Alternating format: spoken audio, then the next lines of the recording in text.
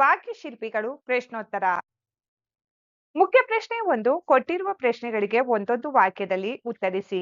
ಪ್ರಶ್ನೆ 1 ನಾಲ್ವಡಿ ಕೃಷ್ಣರಾಜ ಒಡೆಯರು ಯಾವಾಗ ಪಟ್ಟಾಭಿಷಕ್ತರಾದರು? ಉತ್ತರ ನಾಲ್ವಡಿ ಕೃಷ್ಣರಾಜ ಒಡೆಯರು 1895ರಲ್ಲಿ ಪಟ್ಟಾಭಿಷಕ್ತರಾದರು. ಪ್ರಶ್ನೆ 2 ನಾಲ್ವಡಿ ಕೃಷ್ಣರಾಜ ಒಡೆಯರು ಯಾವುದಕ್ಕಾಗಿ ಕಂಕಣಬದ್ಧರಾದರು? ಉತ್ತರ ನಾಲ್ವಡಿ ಕೃಷ್ಣರಾಜ ಒಡೆಯರು ಮೈಸೂರು ರಾಜ್ಯದ ಸರ್ವತೋಮುಖ ಅಭಿವೃದ್ಧಿಗೆ ಕಂಕಣಬದ್ಧರಾದರು. ಪ್ರಶ್ನೆ 3 ಏಷ್ಯಾ ಖಂಡದಲ್ಲಿ ಮೊದಲು ಪ್ರಾರಂಭಿಸಿದ ಜಲವಿದ್ಯುತ್ ಯೋಜನೆ ಯಾವುದು? ಉತ್ತರ ಶಿವನ ಸಮುದ್ರದ ಬಳಿ ಕಾವೇರಿ ನದಿಯ ಜಲವಿದ್ಯುತ್ ಯೋಜನೆ ಏಷ್ಯಾ ಖಂಡದಲ್ಲಿಯೇ ಮೊದಲು ಪ್ರಾರಂಭಿಸಿದ ಜಲವಿದ್ಯುತ್ ಯೋಜನೆಯಾಗಿದೆ.